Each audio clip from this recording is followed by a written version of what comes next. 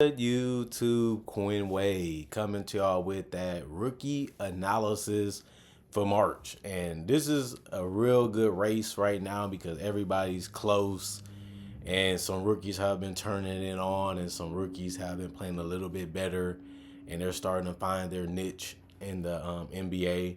But I want to start from 10 and go all the way to number 1. Number 10 is a slight change in this list. I'm going to go with Kyle Filipowski. He's been really balling out for the Utah Jazz. He's averaging 7 points per game, about 1.9 assists, and 5 rebounds. He also been shooting 37% from three and 51% from the field. I like what he's been able to do. We knew that he was going to be a good pick in the draft, and we just wanted to know where he was going to go and if he was going to get minutes. Some bigs been in and out of the lineup for the Utah Jazz, so it turns out that he's taking full advantage of that and have really been having a good little couple of weeks here. And just to be efficient from the field and from three and from the free throw line, it's all you can ask a guy to do in general, even if they're a rookie or not. And he's been able to do that right now. But only thing that you would complain about is that he's shooting 60% from the free throw line. But you got to look at it, he's only taking 1.6 free throws a game, which isn't really that much to even criticize his free throw percentage because he obviously should be a better free throw shooter as he continues to get minutes. The thing about him is when Lauri Markkanen and those guys get healthy, how many minutes will he play? How many great games will he have? Because he's been doing good off the bench or as a starter for the Jazz. And I think that, well, there's a lot of good rookies in that 11, 12, 13, 14, 15 range, but I got to cut somebody off because I feel like Filipowski's been outplaying those guys since he's been getting the minutes. And this whole rookie race is about who has gotten injured and the opportunity being able to help them get more minutes and more chances on the court. But as we know it, the goal is to be all rookie first team or all rookie second team, and the ultimate goal is to be rookie of the year. So I have Alexandre Sarr at number 9. He's been up and down throughout this list. He's been getting a lot of minutes and a lot of chances to have great stats and have dominant performances. He just doesn't have it. At this point of his career, he's still giving you 11 points a game, 6 rebounds, and a block, which is good. Like, it's not some scary numbers or crazy numbers that you're going to run out the building and tell everybody, but you still do have to like the fact that he is still learning and he's still scoring a little bit better. He's shooting 31% from three and 39% from the field. Like I said, the chances are there to take shots and be a big part of the offense. He just hasn't been able to do it at a high level. He's also shooting 62% from the free throw line as a rookie. And I think the biggest highlight of his game is the fact that he's still able to score double figures. And he's a guy that's playing 26.9 minutes. So he's out there with the starters and they're trying to make his job easier and trying to hunt him some good opportunities. But he still got to finish in the paint. He still got to knock down those jumpers. He still got to continue to compete on the boards, and he still has to protect the rim. He's doing those things, just not dominantly, which we never expected him to really do as a rookie. And I think that this just shows you that Alexander Sharp might just be a backup center in the future if he continues to play similar to how he's playing now. Now, since he has a couple more years to develop and has more opportunity than most rookies, he might change and get better. The shots might start falling from the perimeter. He might get smarter how he attacks the rim, and he also might shoot better from the free throw line because he does have good touch and good range on that shot. But it's just about what is they really trying to do with him? What do they really see him as a prospect now that they got him and they letting him play and they seeing what he can do and they know what he can and can't do. And now it's about, is he going to work hard enough to wrinkle out all those kinks? And I think that's the problem. Like, I just don't see Sarr getting that much better because he's having a lot of opportunity right now to show what he can really be. And it does look like he's just going to be your typical, well, he can't teach height and he has a good body. So I'm going to keep him in the NBA as long as I can because we can't get a better player available right now. and he might just be that player like a James Wiseman or a Alex Len that you only really staying around because of your length and your size and your defensive ability, and that's it. That's what it's looking like for Alex Sarr right now. And I'm not saying it to diss him, but I've been watching a lot of Wizards game, and he doesn't have the takeover mentality, the destroy everybody in front of me mentality. It seems like he just want to fits in the role and just play that role to his perfection if he can. But the problem is he's not really great at anything in the NBA, at any skill set. And that's the biggest problem with Sarr. But Carlton Bub Carrington, I have him at 8. He's giving you 9 points and 3.9 rebounds and 3.9 assists.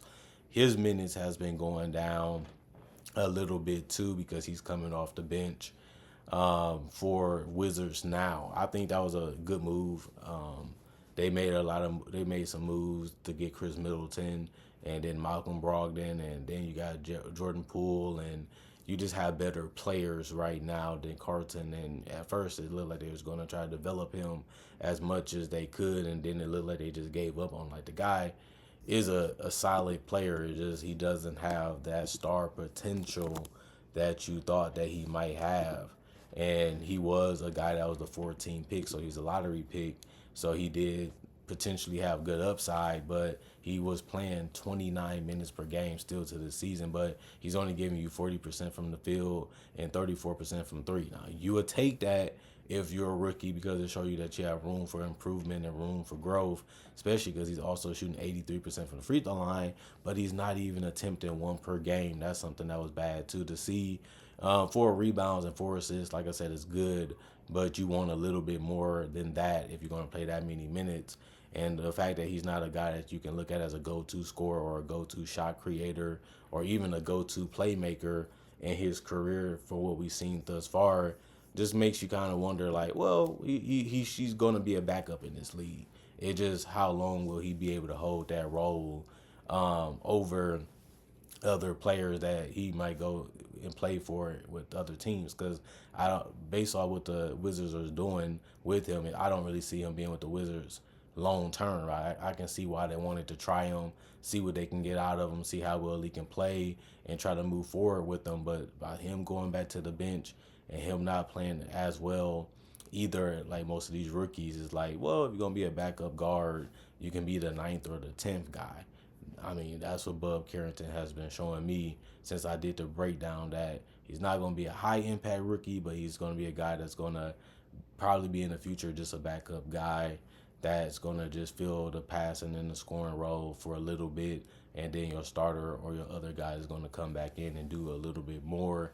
Isaiah Collier, he's really been good lately.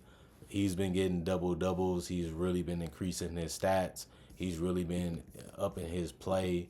I like what he's been doing. He looks like he can be a starter in this league long term, whether it's for the Jazz or not. He's also another rookie that's been getting quality minutes. He's averaging 24 minutes now. He's shooting 40% from the field, but he's only shooting 24% from three, and he's attempting 2.3 per game. He's also been struggling for the free throw line. He's at 61% from the free throw line.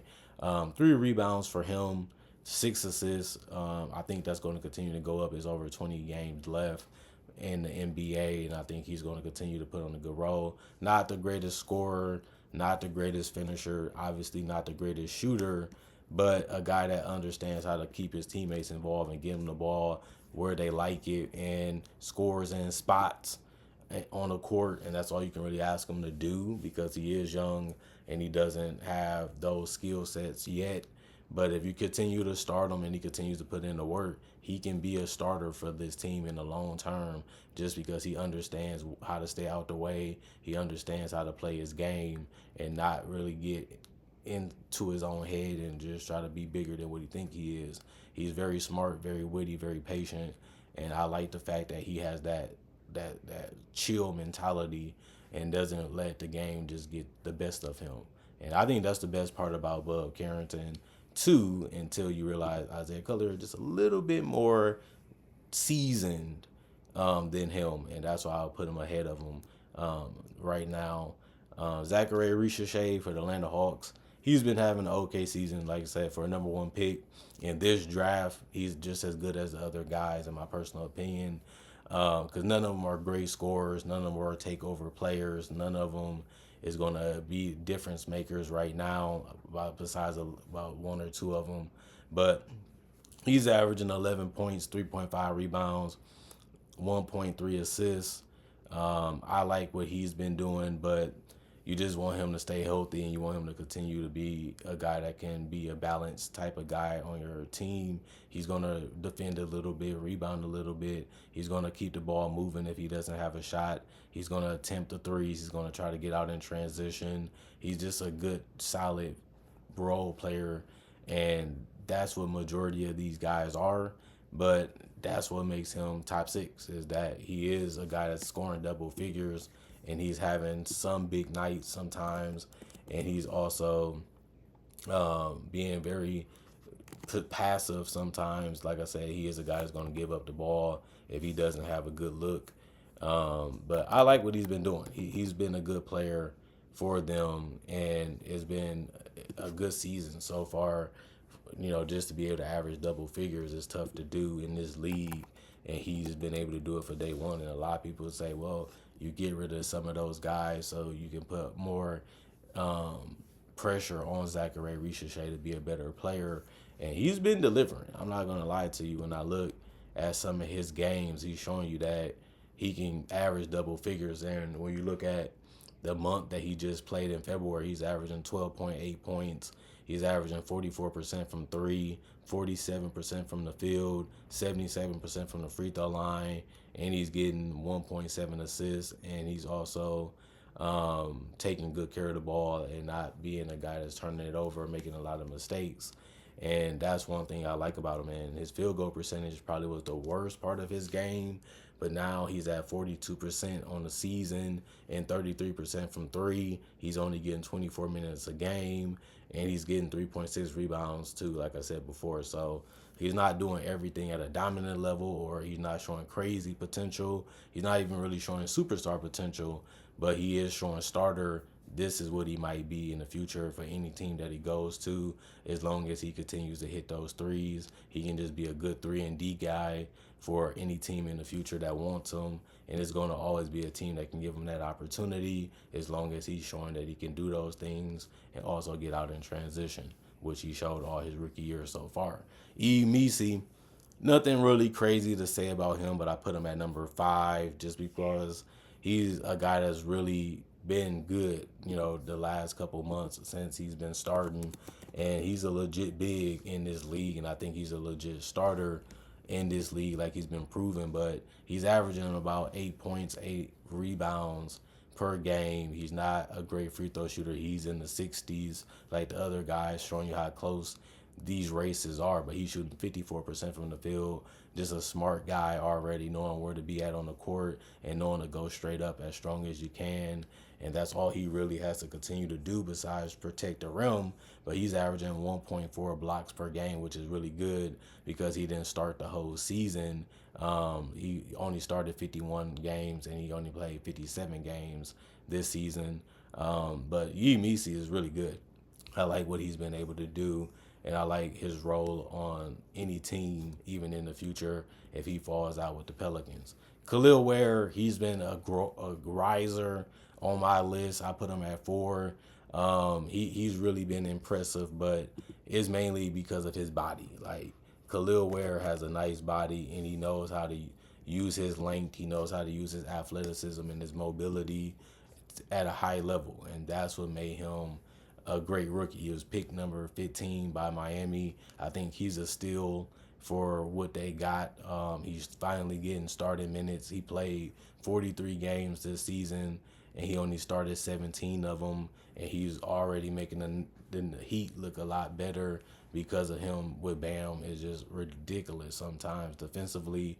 54% from the field. He's shooting 34% from three. That's good for a big that doesn't attempt a lot. He's at 1.8 3-point attempts a game. 73% from the free throw line. 6 boards. And he's also getting 1 block like the other bigs that he's competing against. And he's really been showing you that two-way potential that we knew he possibly could have. He's just doing it at the highest level because he is a starter competing against other starters and he is producing good numbers. Now, Zach Edey has moved up to number 3. He's been rookie of the year, then moved down, then moved up, then moved down, and moved up because he is really good at what he does, and he just got a double double in his last game, showing you how good he is, and he's one of the better offensive rebounders this season, averaging 3.3 offensive rebounds per game, giving him about 7.8 rebounds total on the season. He's giving you 1.2 blocks per game. The difference is he averaging 9.1 points on 57% from the field shooting, and he's been shooting some threes still, 34% from 3. You got to love that. He played 45 games this season, and he's averaging about 38 games since the starter. It looks like it's going to continue to go that way. Had to make a name for himself, had to make a good role for himself, had to figure things out and figure out his placement in the role that he's in. But he's a legitimate center. He got legitimate size. He got legitimate mobility. He can post up. He can go straight up and dunk it. 69% from the free throw line. Not attempting a lot, but that shows you that he can probably be average from there. And just be a guy that can score if you throw the ball to him. And he also showing that he can protect the rim. So as long as he continue to do those things, he's going to have a good career in the NBA in general. And then you already know the big two. Jalen Wells is number 2 for me. And obviously, Stephon Castle is still number 1. It looks like it's going to be a tight race. Nobody's running away with Rookie of the Year. Nobody's head above shoulders in this race either. And I think Jalen Wells has really been fantastic of a find for the Memphis Grizzlies. Just came in showing you that he can be a solid starter, a solid defender. He started 54 games out of 59 played for him this season. And for him to be shooting 38% from 3 and 45% from the field just shows you that he's a quality plug-in guy on any roster as a 3-and-D guy, but he's efficient and he actually has good touch, good feel for the game, good understanding of the game. He's also shooting 82% from the free throw line.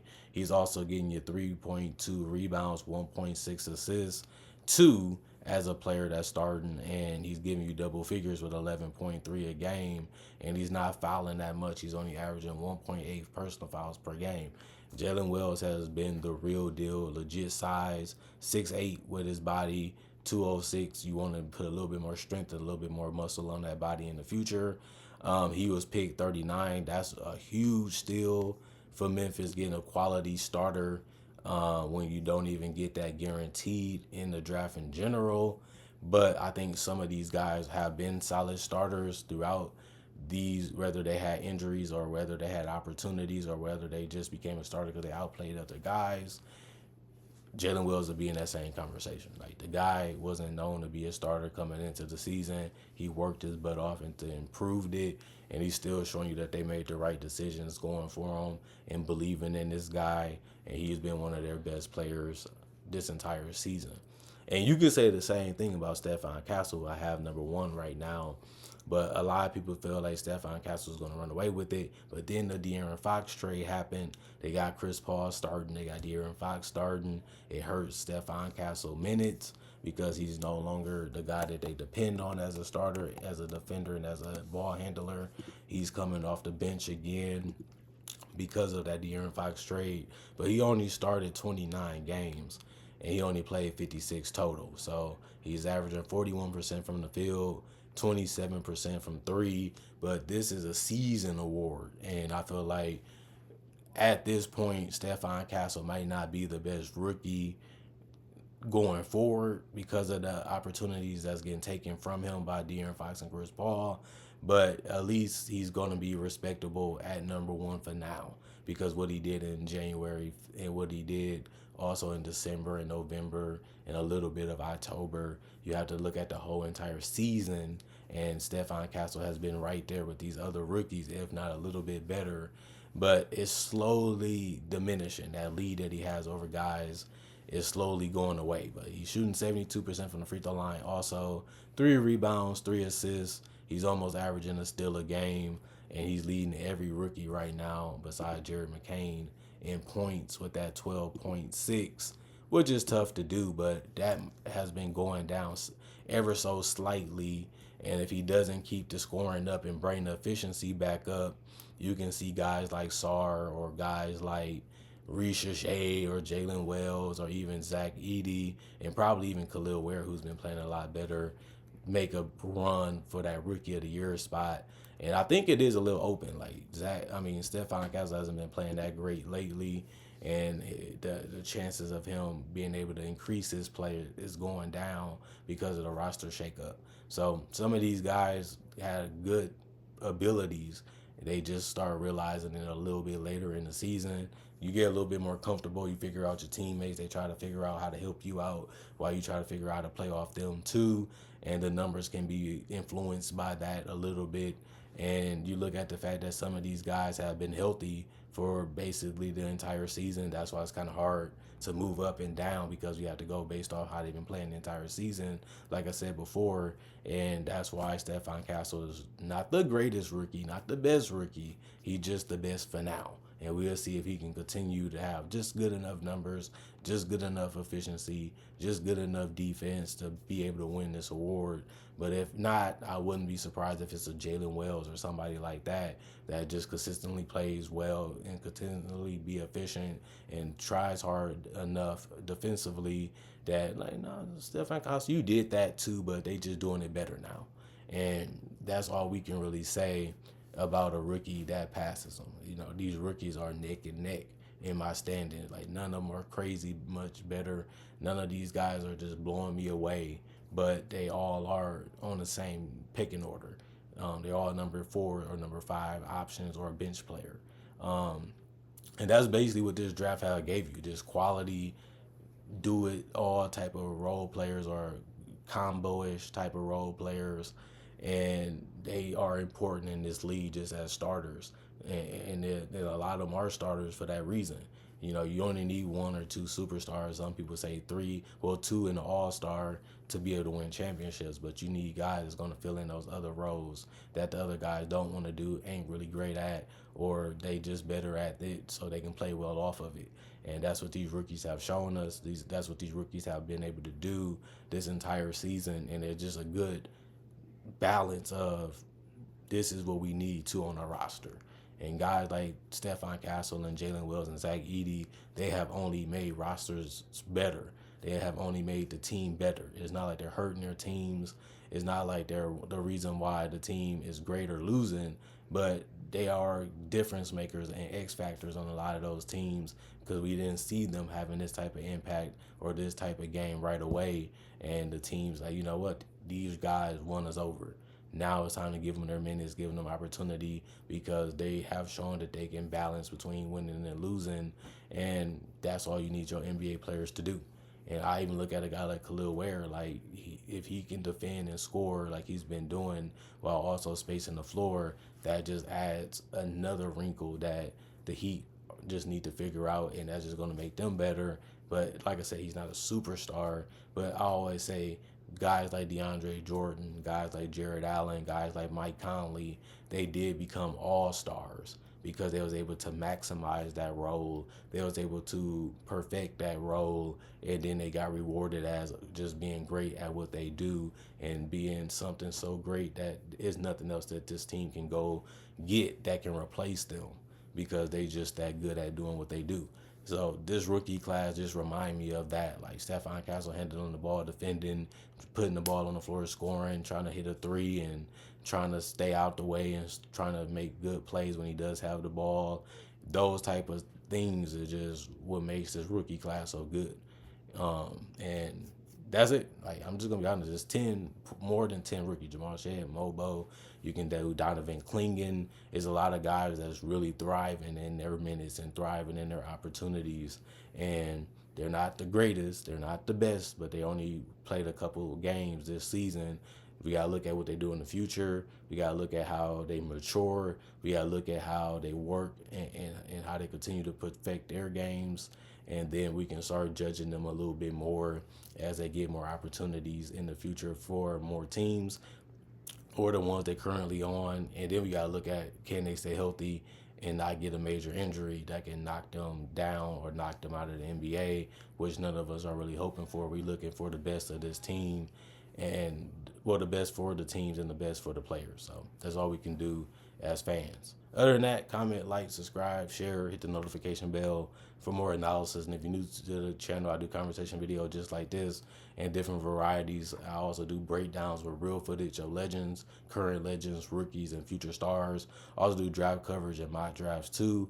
Not only that, I also have 3,000 videos for you that you can watch on my channel already and probably become a fan or a subscriber if you choose to. Other than that, thank y'all for watching. I also have my social medias on my channel. Also have my email on my channel if you want to contact me or see some other things that I like or do besides just make NBA content on my channel. That's the purpose of those if you want to check those out. Other than that, y'all stay blessed. Hope y'all have a good day. Hope y'all having a good weekend. Hope y'all having some fun, getting some rest or getting some leisure time. And thank y'all for continuing to put time for Analysis Playground in y'all schedule. Y'all love it. Y'all enjoy it. That's the 50/50 why this channel been around for 10 plus years already.